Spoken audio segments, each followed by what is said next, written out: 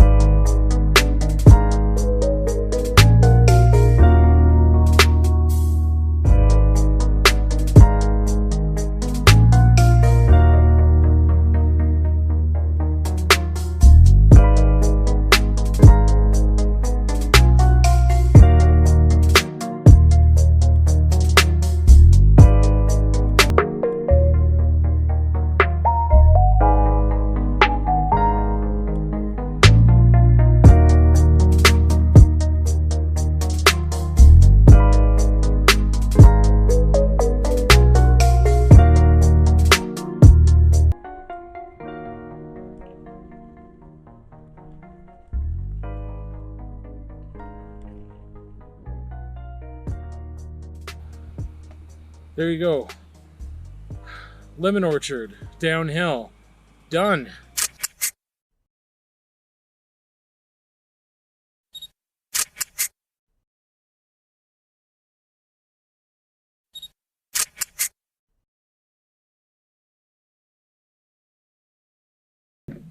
Okay, so there's a couple of technical things I need to talk about first. This is probably going to be a longer one, but yeah. I'm recording on two different devices simultaneously, so eye contact with either device is going to change a bunch, and that's why it's going to be weird if I do that. Because I normally don't record with two devices simultaneously, or at all.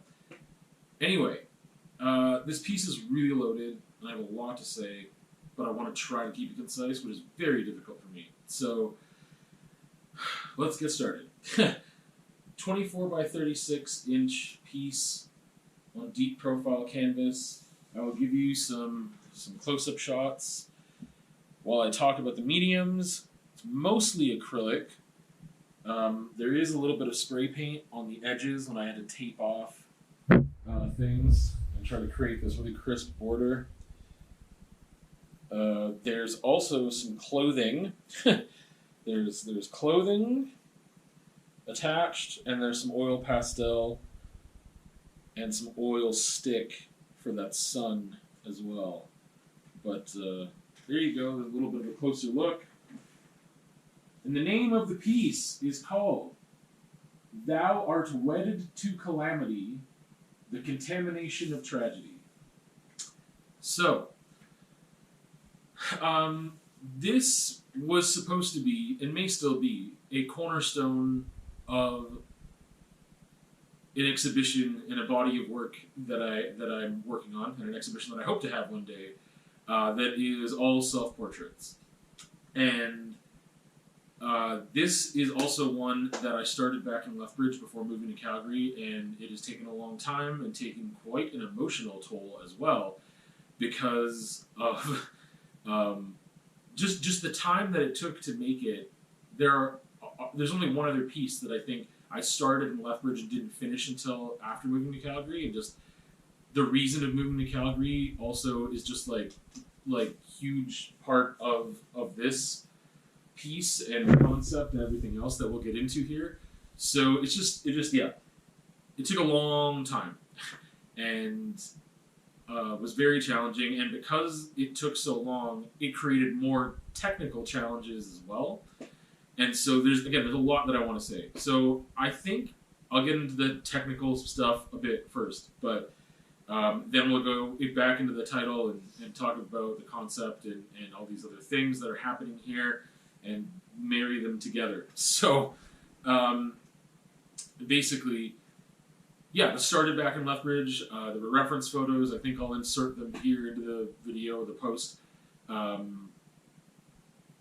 And man, this is so hard to bounce back and forth between concept and technical stuff. Okay, so basically, I've been, in the past couple of years, I've been way better at just working within the process and finding the piece within the process and letting it do and develop, just letting it go wherever it needs to go, do what it needs to do to become the piece. And I think even when I was working on abstract art, that was a much better medium for that, like a much better approach or whatever. Like, it was easier to access that process-oriented thinking rather than product-oriented. And yet, I was still product-oriented with working with abstracts a lot of the time. And the past couple of years, I've been way more focused on being process-oriented, even within portraits and collages and things like that.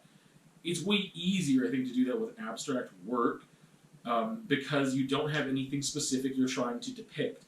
Now, I had a vision for this, and that vision changed multiple times because of working on this throughout the course of like a year or longer. I guess it had been like a year and a half since taking the reference photos, like staging the reference photos, and so it really took a lot of different turns because of the time.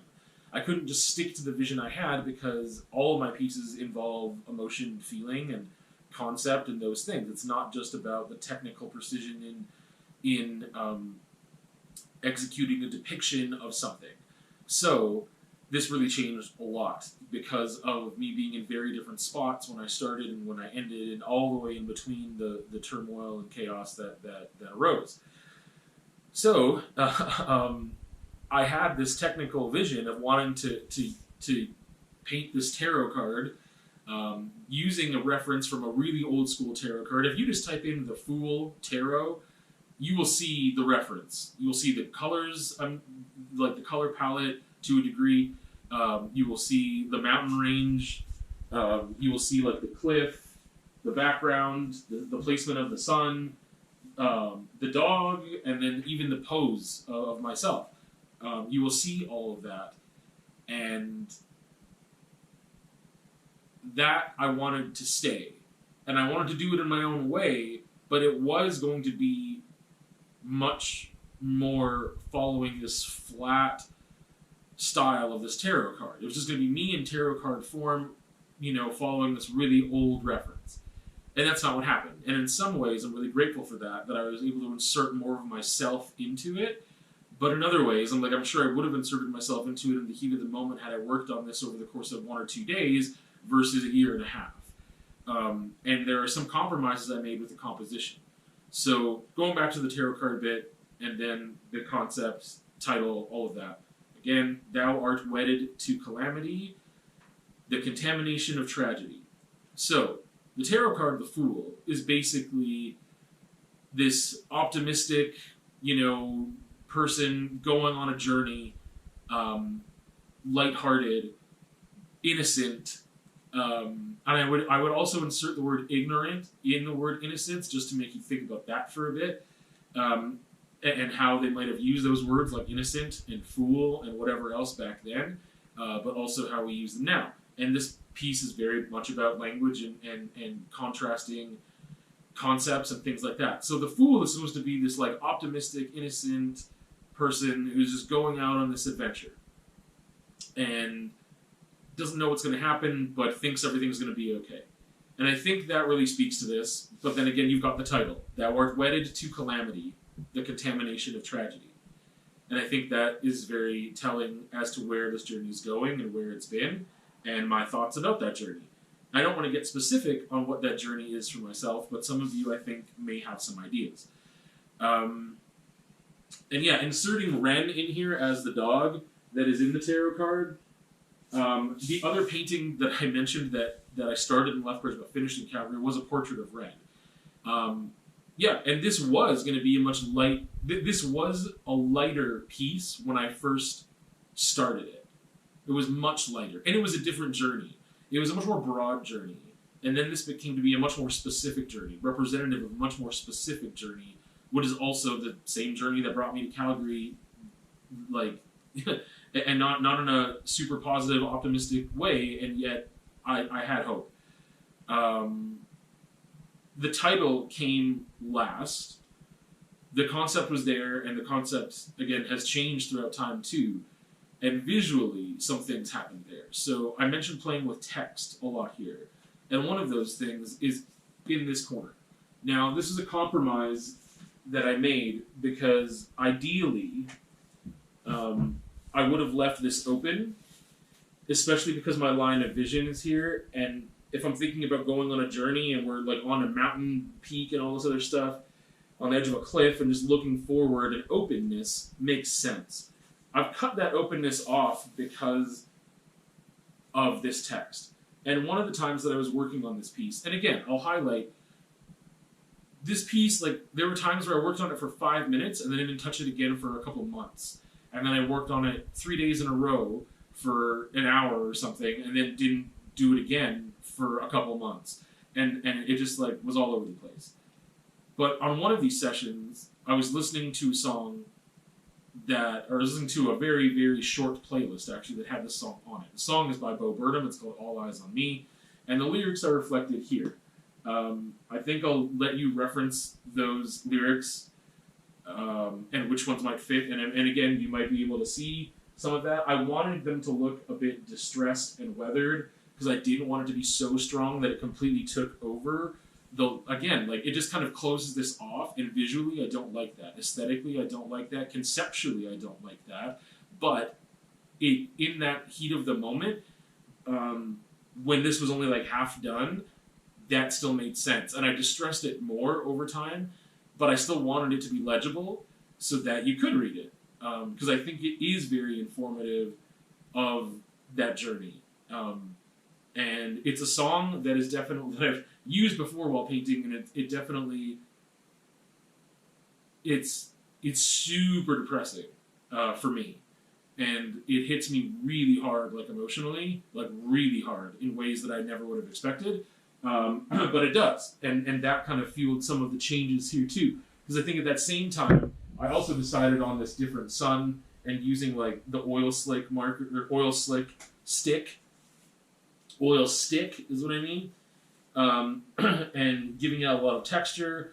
And then later on, I decided to use, like, a pressed flower. Originally, and you'll see this in the original reference photo, for the hobo bindle, I had just like a broom or something in the kitchen. Rebecca took the photo, but I had a spray can that I was like, I think I had my hand like this, and then later on I photoshopped a spray can in there, but then I went back to the flower being the original thing. And I think that fit better for me too, because it wasn't, again, it changed. Like, the concept changed a bit. Like, this was more about a very general journey of life at the beginning, and me being an artist and identity, and then it changed to a very specific journey that is not going well. and my feelings about that, and my perception about that. And so that resulted in some changes. And the pressed flower thing, just influence from Rebecca as well, and having those materials in the house. And also just that original tarot card reference where there's a flower there, and I think what that flower could possibly represent. I will tell you, I did not look into all the details of that tarot card. I'm not super into the tarot world, but this is a piece that, again, I thought I've had on my mind for a long time and wanted to be a part of this body of work of self-portraits. And it was going to be cornerstone only because it was so different. And it just seemed like more encapsulating of this general thing, and now it's very specific. And I think if I had used oil paint I would have had a different product as well, obviously, because I would have had much more time to develop certain things and make it more realistic in a way. Not like I was going to go for photorealism ever, but I think that I got what I wanted from it in the fact that we can depict Ren, we can depict myself, and I think if anyone knows either of us, you would know who you're looking at. Using the real shirt, like that I was wearing in the photo, that I have since, like I stopped wearing it like months ago, because it was falling apart again, and I just didn't want to get it fixed again. And I kept that around in the studio, and I didn't know why, and then it ended up just being the shirt. And again, there's other choices made. The color palette really kind of, if I could have gone back and made this much paler, but I ran out of certain colors too. Like there were so many things that happened that were not part of the plan. The first plan, the second plan, the third adjustment, the fourth flexible moment, like it just kept getting pushed. And having these like mint green, like teal outlines for my arms was just like a way to resolve a problem. But I also think that it's interesting in how it highlights and separates the background. Like, I don't know how to explain it and what vibe it gives me, but it has one. And it kind of, you know what, I'm just going to go off the rails and say it. It has this weird feeling that I didn't expect until after it was done, so now I have this association with, like, an episode of Simpsons and, like, Mr. Burns being in the forest. Like, I don't remember, he's, like, glowing because of radiation, and he's tripping out because of meds or something, and he's in the forest, and he looks super scary. And I'm not supposed to be referencing that here, but that's what it reminds me of. But without that, and now no one will unsee that, without that, I think that it's also just, like, highlighting, like, hands, and those being, like, we're talking about, like, I've got tools, right? Like, I've got a paintbrush, the flower, which for me might be, like, romance and love, life, other things that we could attribute to as flowers in general without it being that specific flower. It represents this and this thing. And I think it highlights that as well. But it was also just a technical solution to a technical problem and an aesthetic problem and a color palette problem. I think that's all I really want to say about it. But there it is. I'm happy with it overall. I learned a lot again by doing it. I made so many mistakes. And at the end of the day, I'm still overall feeling like it's resolved and that I accomplished something that I set out to do, and still try to stay in the pocket of process. But again, when you're trying to depict something very specific, it's hard to stay within the process and let the process guide. I shouldn't say you, I should say me. It's hard for me to let the process guide me when it takes that many sessions, because, and if it is something specific I'm trying to depict, because my mood can change so drastically, my heart can change so drastically over the course of a year and a half, and then there's small incremental changes, and I'm just a different person as well, and yet I still wanted to complete this, and I did. So I don't know where we go from here with that body of work, but there it is. There is Thou art wedded to calamity, the contamination of tragedy.